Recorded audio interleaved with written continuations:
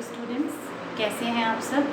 Plant physiology के हम 4 chapter complete कर चुके हैं। Transport, mineral nutrition, photosynthesis and respiration. बहुत सारे स्टूडेंट ऐसे हैं जो अब न्यू एडमिशन्स हैं। This is a special message for you people. बेटा आप लोगों ने एक बार पीछे से नहीं स्टार्ट करना, क्योंकि बहुत चैप्टर्स हो चुके हैं तो आप कंफ्यूज हो सकते हो सारे वीडियोस एक साथ देख के। बेटर है आप यहाँ से लेक्चर स्टार्ट करें, जिस दिन से आपने एंटर किया है उस चैप्टर से स्टार्ट कर लें और उसके आगे और पीछे वाले वीडियोस देख लें।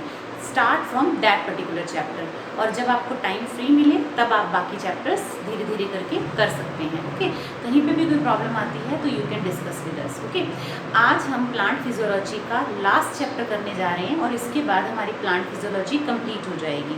ओके, तो प्लांट फिजियोलॉजी का आज जो हमने चैप्टर करना है that is the plant growth and development. Plant growth and development.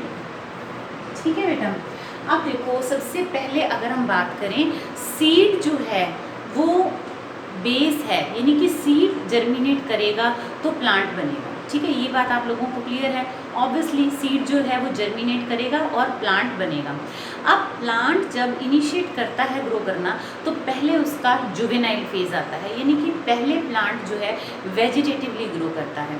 Vegetatively grow करने का मतलब है, अगर मैं एक प्लांट लूँ तो ये प्लांट है, ये इसकी रूट्स हैं, ओके, ये स्टेम है, ये लीव्स हैं। ठीक है, तो पहले प्लांट की रूट आएगी, स्टेम आएगी, ब्रांचेस डेवलप होंगी, लीव्स डेवलप होंगी और फिर वो एंटर करेगा किसमें, रिप्रोडक्टिव फेज के अंदर। ठीक है, तो जो वेजिटेटिव फेज है और रिप्रोडक्टिव फेज है, 2 फेजेस हो गए। वेजिटेटिव फेज का मतलब क्या है, जब ये अपनी root, stem, leaves, branches develop करता है, और रिप्रोडक्टिव फेज का मतलब जब फ्लावर्स, फ्रूट्स ये सब डेवलप करता है।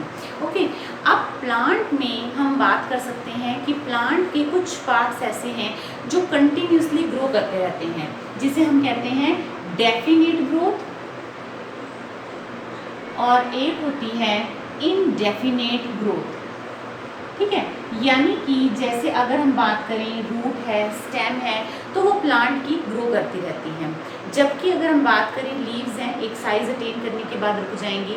इसी तरीके से फ्लावर्स हैं, दे आल्सो स्टॉप ग्रोइंग, तो they have the indefinite, they have definite growth means जो एक एक्वायर करने के बाद पर्टिकुलर ग्रोथ ग्रो करना रुक जाती हैं, और indefinite growth means which continue to grow. Okay, तो ये 2 इंपॉर्टेंट बातें हैं, डेफिनेट ग्रोथ की और इनडेफिनेट ग्रोथ की। समझ आया आपको। जब हम लीव्स, फ्रूट और फ्लावर की बात करते हैं तो they shed off periodically and repeatedly. आपने देखा होगा कि एक पर्टिकुलर सीजन आने पे लीव्स हैं, फ्लावर्स हैं, शेड कर जाते हैं, और sometimes they repeatedly they grow again, okay, according to the seasonal variation। फिर अगर हम बात करते हैं कि अगर एक सीड जर्मिनेट करता है तो उसके लिए जर्मिनेशन के लिए बहुत सारे फैक्टर्स हैं। कुछ फैक्टर्स ऐसे हैं जो प्लांट के या सीड के इंटरनल फैक्टर्स हैं, means factors for germination.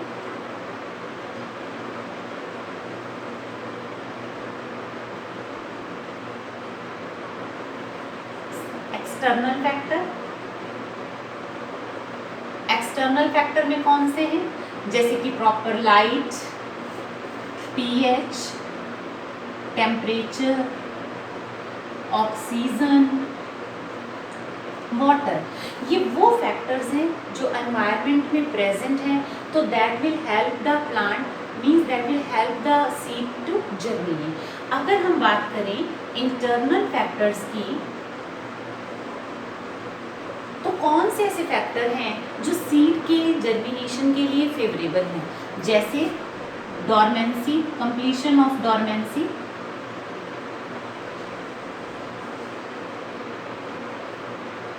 Dormancy समझते हैं, जब एक पर्टिकुलर सीड ग्रो नहीं कर रहा, एक पर्टिकुलर रेस्ट की स्टेज पे है, दैट इज कॉल्ड डॉर्मेंसी। जब वो उसका डॉर्मेंसी पीरियड कवर कर जाता है, कंप्लीट करता है, तभी वो ग्रो करता है। ओके, सीड जर्मिनेट करता है। दूसरा वाइबल एम्ब्रियो, यानी कि एम्ब्रियो जो है वो क्या हो, लिविंग हो, ऐसा ना हो कि एम्ब्रियो ही उसका क्या हो, डेड हो। तीसरा आपके पास आता है maturity of embryo. Maturity of embryo यानी कि जो एम्ब्रियो है वो प्रॉपरली मैच्योर हो चुका हो। चौथा आता है स्टोर्ड रिजर्व फूड मटेरियल, यानी कि उसके पास रिजर्व फूड मटेरियल कितना है, क्योंकि जब एक सीड जर्मिनेट करेगा तो पहले उसको डिपेंड रहना पड़ेगा, क्योंकि अगर जर्मिनेट करना है तो उसे ग्रो करना पड़ेगा। जर्मिनेट होने के लिए एनर्जी चाहिए। एनर्जी कहाँ से आएगी, जो रिजर्व फूड मटेरियल सीड के अंदर पड़ा हुआ है। तो रिजर्व फूड मटेरियल पड़ा हुआ है या नहीं, एम्ब्रियो पूरी तरह से मैच्योर हुआ है या नहीं, एम्ब्रियो लिविंग है या नहीं, और क्या उसने अपना डोरमेंसी पीरियड कंप्लीट करा है या नहीं। तो ये कुछ फैक्टर्स हैं जिसे हम कहते हैं external and internal factors for the germination. अब फर्ज करो एक सीड को एक्सटर्नल और इंटरनल फैक्टर्स मिल जाते हैं प्रॉपरली जर्मिनेट करने के लिए फेवरेबल। तो सबसे पहले क्या होगा, जो सीड है that will imbibe the water. Imbibition आपने पढ़ा था, यानी कि वो सबसे पहले वाटर को एब्जॉर्ब करेगा, दैट इज कॉल्ड इम्बाइबिशन। तो सबसे पहला फर्स्ट जो पॉइंट होगा जर्मिनेशन में, that is the imbibition. The first step of germination, first step of germination is imbibition, है ना।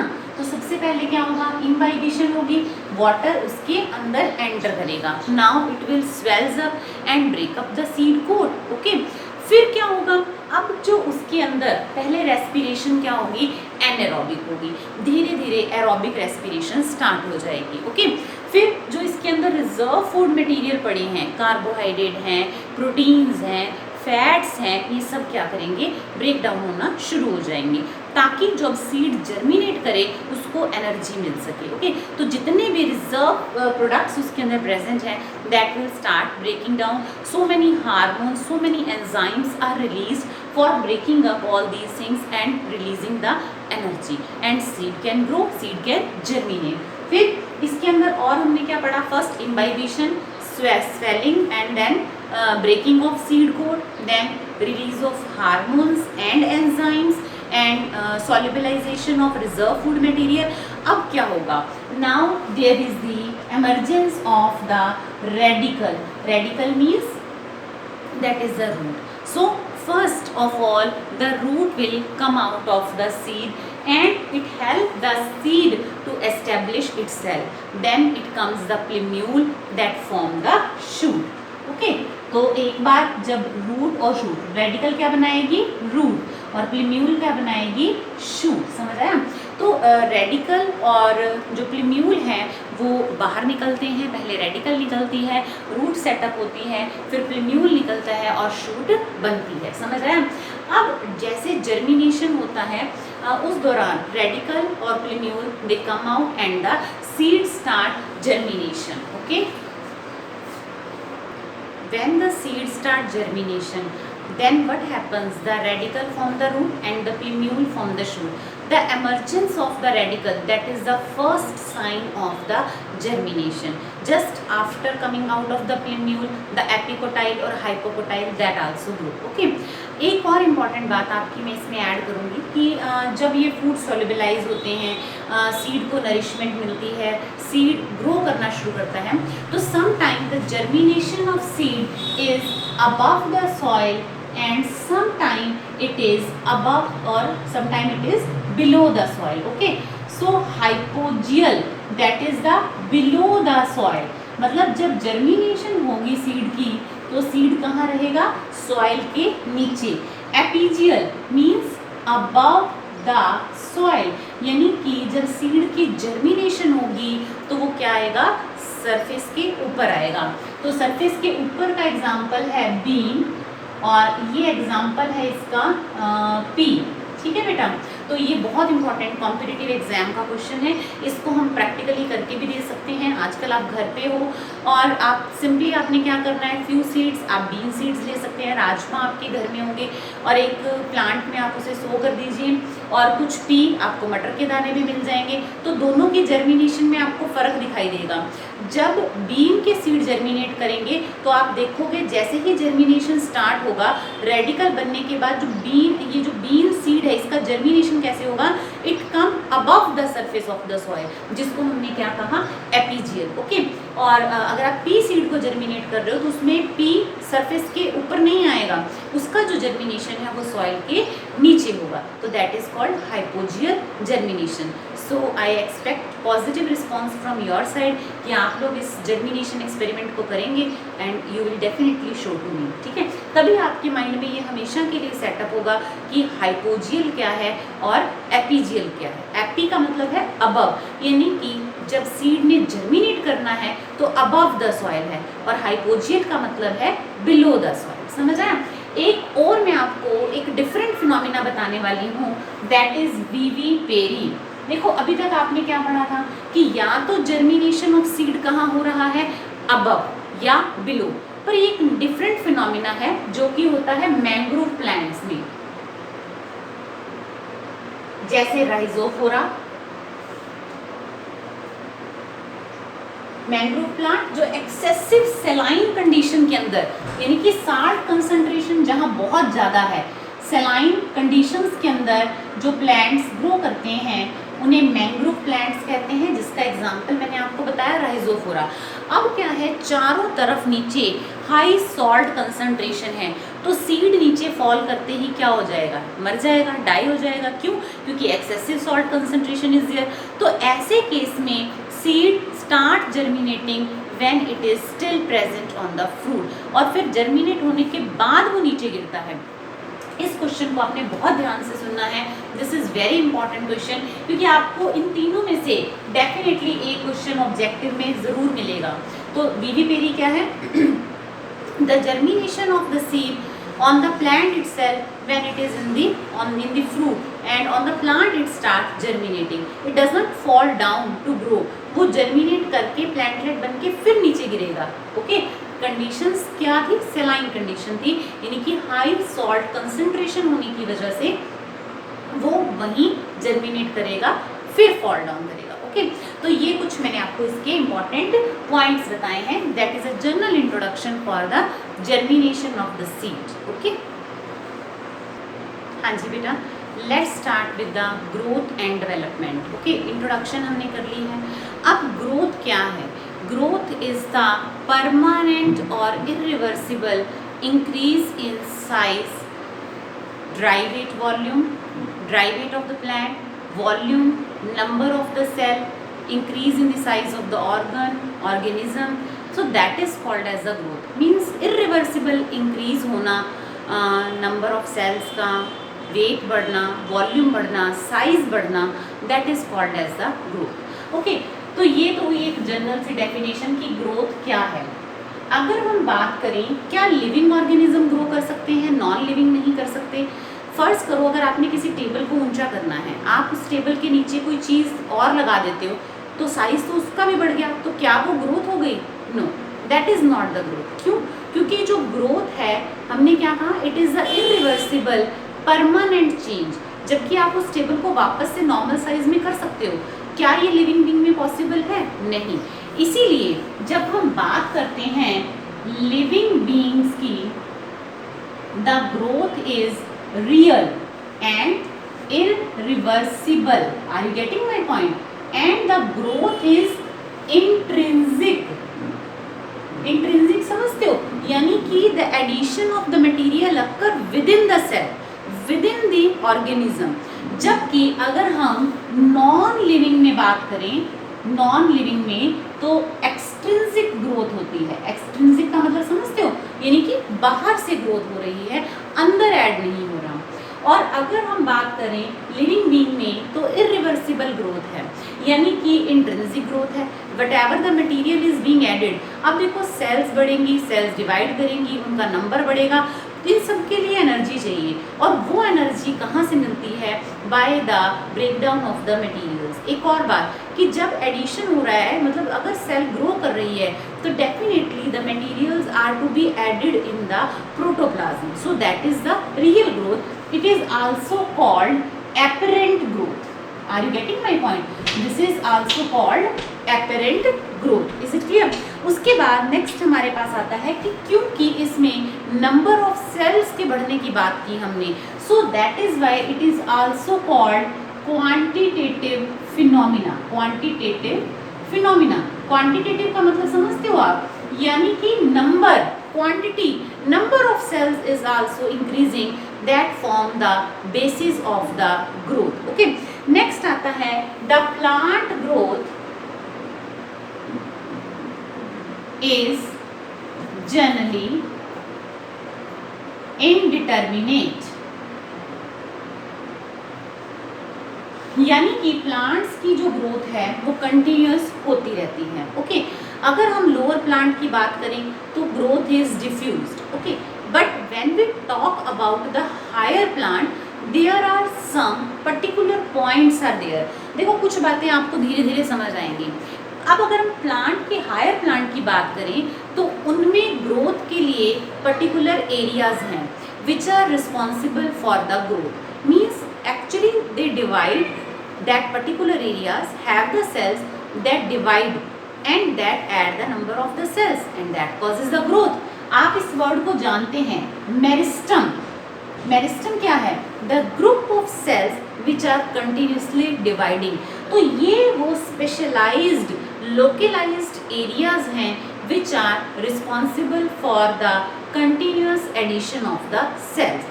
अब मेरिस्टेमेटिक टिश्यू की अगर हम बात करें तो हमारे पास depending upon the location we have 3 type of meristem. One is apical, lateral and intercalary. ठीक है बेटा? एपिकल मेरिस्टम का मतलब, अगर मैं आपको ये बताऊं कि अगर कोई प्लांट है, ठीक है, ये आपके पास इसकी रूट्स हैं, ये क्या है, इसकी लीफ है. ठीक है, तो इस पर्टिकुलर पॉइंट को जहां से लीफ राइज करती है दिस इज कॉल्ड नोड. ठीक है बेटा? और ये क्या है? रूट है, सबको पता है, छोटी क्लासेस से आप करते आ रहे हैं. ये क्या है? शूट है. ठीक है, तो जो शूट की टिप पे प्रेजेंट है, ध्यान से सुनना है, इसे बोलते हैं शूट एपिकल मेरिस्टम. जो रूट की टिप पे प्रेजेंट है that is called root apical meristem. ठीक है, तो एपिकल मेरिस्टम अगर रूट की टिप पे प्रेजेंट है तो इसे क्या कहेंगे? Root apical meristem. और अगर वो प्रेजेंट है शूट की टिप पे then it is called shoot apical meristem. Is it clear? So ये क्या है? This is a particular meristematic tissue which is present either at the shoot tip or at the root tip. Is it clear? दूसरा आता है आपके पास intercalary. पहले मैं आपको इंटरकैलरी मेरिस्टम बताती हूँ. क्या है इंटरकैलरी? देखो आपने क्या कहा, प्लांट या तो शूट की टिप से ग्रो कर रहा है, रूट की टिप से ग्रो कर रहा है. एक चीज आपको मैंने और बताई, अब यहाँ से जैसे मान लो लीव्स अराइज कर रही हैं, ठीक है, ये लीफ है, तो ये पॉइंट को हमने क्या कहा था? नोड. अब डेफिनेटली यहाँ पे जो भी कोई ना कोई सेल स्पेशल प्रेजेंट होंगी which are responsible for the division. This is called the intercalary meristem. Are you getting my point? तो जो लेटरल ग्रोथ के लिए, जो लीव्स के ओरिजिन के लिए क्या जरूरी है? Intercalary meristem. बेसिकली ये एपिकल मेरिस्टम का ही सेपरेट हुआ पार्ट है. ओके, ध्यान से सुनना है. This is called intercalary meristem which is responsible for the this growth, okay, for the presence of the leaves. फिर आता है हमारे पास lateral meristem. देखो intercalary meristem किस लिए रिस्पॉन्सिबल था? नोड्स के लिए, जहाँ से लीव्स अराइज करती हैं, ब्रांचेस अराइज कर सकती हैं leaves. Okay, then we have lateral meristem. अब lateral क्या है? जो कि आप केम्बियम में पढ़ोगे. केम्बियम क्या होता है? Special cells which get actively divide. Okay, तो क्या है lateral meristem? Which is responsible for the secondary growth. ये आपको डिटेल में अभी पढ़ना है. सेकेंडरी ग्रोथ का मतलब when plant attain the maturity and it increase in the diameter. देखो प्लांट आप जब शुरुआत में ग्रो करते हो तो कैसा होता है? थिन डायमीटर का है. Slowly and gradually it will increase in its diameter. आपने देखा है पेड़ कितने चौड़े डायमीटर के होते हैं, तो जो उनकी गर्थ में, उनके डायमीटर में इंक्रीजमेंट होता है that is called lateral growth. और वो किसकी वजह से होता है, that is due to lateral meristem, जिसके अंदर दो तरह का आपके पास आता है, one is vascular cambium and other is cork cambium. ठीक है, ये आप आगे अभी पढ़ोगे पूरा डिटेल में। उसके बाद मेरिस्टेमेटिक टिश्यू जो यूज हो गया प्लांट की ग्रोथ में, that is determinate and which is continuously it is producing again and again, that is called indeterminate tissue. Okay, अब इसके अंदर इंपॉर्टेंट क्या आता है, that is called indeterminate meristem. Determinate meristem means which is consumed and indeterminate means which is continuously producing.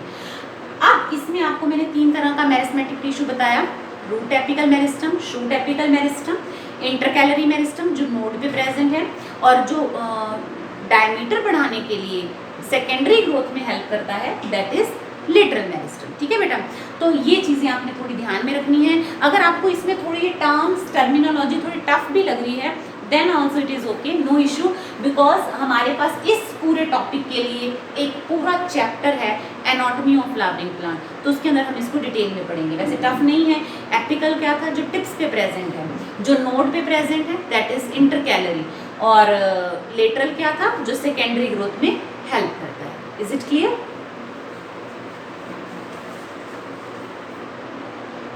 हाँ जी बेटा, अब हमने पढ़ा कि ग्रोथ किस तरीके से होती है। अगर लोअर प्लांट की बात की हमने, तो हमने कहा कि ग्रोथ क्या है, डिफ्यूज्ड है, और अगर हमने हायर प्लांट की तो हमने ये कहा कि कुछ पर्टिकुलर पॉइंट्स होते हैं जहाँ पर ग्रोथ के लिए जो रिस्पॉन्सिबल है, जिसको हमने मेरिस्टेमेटिक टिश्यू कहा। अब अगला जो पॉइंट आता है, that is growth is measurable, यानी कि ग्रोथ को कैसे मेजर किया जा सकता है। अब देखो, अगर हम सेलुलर लेवल पे जाएं तो सेल कैसे ग्रो करेगी, उसके अंदर प्रोटोप्लाज्म इंक्रीज होगा। ओके, पर प्रोटोप्लाज्म को काउंट करना, मेजर करना तो बड़ा डिफिकल्ट है। अब प्रोटोप्लाज्म एंटर होगा, इंक्रीज होगा, तो सेल्स का नंबर भी इंक्रीज होगा। So how we can count the number of the cells, how we can judge the increase in the size. Okay, so that's why it is called कि growth is measurable। तो इससे पहले हम growth को measure करने के different attempts पढ़ें, we must know what are the phases of growth। Okay, तो सबसे पहला फेज जो ग्रोथ के अंदर होता है, ये ध्यान से सुनना, क्योंकि कॉम्पिटिटिव एग्जाम्स में ये तीनों पॉइंट्स दिए होते हैं, तीनों फेजेस दिए होते हैं, और पूछा जाता है कौन सा पहले कौन सा बाद में, इसको अलाइन करें। तो बड़े ध्यान से सुनना। पहला फेज है आपके पास, फर्स्ट इज फॉर्मेटिव फेज। ठीक है, फॉर्मेटिव फेज कहते हैं, और इसे कहते हैं, मीन्स मेनली फॉर्मेटिव फेज का मतलब क्या है कि इस दौरान सेल की फॉर्मेशन होती है, सेल डिवाइड करती है, नंबर ऑफ सेल्स इंक्रीज होता है, मेरिस्टेमेटिक सेल्स कंटिन्यूसली डिवाइड होती हैं। तो इसके अंदर क्या आएगा, this is called cell formation और सेल डिवीजन अकर। ठीक है बेटा, अब सेल्स जो डिवाइड करती हैं उनको हमने क्या कहा था, मेरिस्टेमेटिक सेल्स। तो मेरिस्टेमेटिक सेल्स क्या हैं, जिनके बाहर थिन वॉल है, ऐसी सेल्स जिनके अंदर लार्ज न्यूक्लियस है, dense protoplasm है, and they have the capacity to continuously divide. When they continuously divide, definitely there is a increase in the number of cells. Okay, so first phase is the formative phase, or it is called cell formation or the cell division. Okay, second phase is the phase of enlargement, यानी कि जब cells divide करी, now the cells they start increasing in size. Enlargement is the very important phenomena for the increase in the size of the cell. So for this there is the means the plastic extension of the microfibrils of the cell wall occur, vacuole appear, large vacuole appear, and there is a increase in the cell, and there is the enlargement of the cell that occurs. Okay, so this is called phase of cell elongation. ठीक है बेटा, तीसरा phase समझ आइए आपको। सबसे पहले cell divide करेगी, then it undergo the cell elongation. तीसरा फेज आता है फेज ऑफ डिफरेंशिएशन।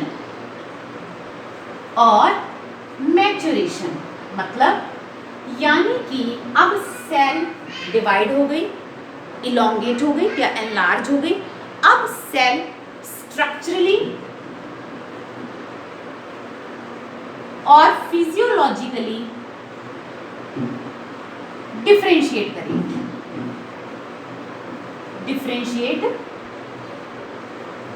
समझ आई बात आपको? स्ट्रक्चरली या फिजियोलॉजिकली डिफरेंशिएट करने का क्या मतलब है? डिफरेंशिएट करने का मतलब है कि अब वो अपना कोई पर्टिकुलर फंक्शन परफॉर्म करेगी, यानी कि जैसे पहली बात स्ट्रक्चरल डिफरेंशिएशन का मतलब क्या है कि उसका क्या सेल, क्या साइज, क्या शेप, कैसा उसका स्ट्रक्चर होगा, वो यहाँ पे डिफरेंशिएट हो जाएगा। देन फिजियोलॉजिकल डिफरेंशिएशन, यानी कि उसका क्या काम है, क्या वो ट्रांसपोर्ट में काम कर रही है, क्या वो कंडक्शन ऑफ फूड में सीव ट्यूब्स की तरह काम करेगी, ओके, या फिर वो डिवाइड करेगी। मीन्स एक पर्टिकुलर फंक्शन उसको असाइन कर दिया गया, ट्रांसपोर्टेशन का, कंडक्शन का, likewise so many functions are there, means accordingly cell get differentiated. Are you getting my point? तो यहाँ पे जब स्ट्रक्चरल और फिजियोलॉजिकली वो डिफरेंशिएट हो जाएगी, then it become the specialized tissue. और इसी डिफरेंशिएशन की वजह से डिफरेंट टाइप के सेल्स, डिफरेंट टाइप के टिश्यूज डेवलप होते हैं, ठीक है, जिसकी वजह से हम कहते हैं ना कि ये पर्टिकुलर टिश्यू ये काम कर रहा है, ये प्रोटेक्शन का काम कर रहा है, ये जाइलम है वाटर ट्रांसपोर्ट कर रहा है। तो उसके लिए उसको क्या करना पड़ा था? जब जाइलम ने ट्रांसपोर्टेशन करा तो जाइलम, वेसल, ट्रैकीड्स ये बने, स्ट्रक्चरल एडेप्टेशंस आई, उसके अंदर स्ट्रक्चरल डिफरेंशिएशन आई। तो तीसरा फेज आता है आपके पास, फेज ऑफ डिफरेंशिएशन और मैच्योरेशन। Is it clear? इन्हीं 3 फेजेस को स्टडी करने के लिए एक एक्सपेरिमेंट किया गया to study the phases of growth, ठीक है। इसमें क्या किया गया, एक जर्मिनेटेड सीड लिया गया, मतलब कोई भी सीड लिया जिसको जर्मिनेट किया, उसमें से इस तरीके से रेडिकल दैट कम्स आउट, इस तरीके से जर्मिनेटेड है तो रेडिकल आ जाएगी। तो इसमें क्या किया गया, अलग अलग जगह पे इस तरीके से मार्किंग की गई, S1 2 3 4 5 लाइकवाइज 15 के अराउंड इस पे मार्किंग की गई वाटरप्रूफ इंक से। और after 2-3 days it is kept, means again this germinating seed it is kept on the blotting paper in the petri dish containing the water and it is allowed to germinate, मतलब उस germinating seed को allow करा गया कि let it germinate. Now after few days, 2-3 days, what you will observe, there is the increase in the size of this radical. Now what will happen, these are the markings, no? 1 2 3 4 5 6 7 8 9 and 10. Okay, now you can see 1 2 3 4 5 6 7 8 9 10. So 1 2 3 4 5 6 7 8 9 10. So what are these? ये जो आपको दिखाई दे रहे हैं ना, देखो पहले ये 1 और 2 के बीच में डिस्टेंस कितना था, अब देखो कितना है। यहाँ देखो 2 और 3 में कितना था, यहाँ कितना है, यहाँ कितना है।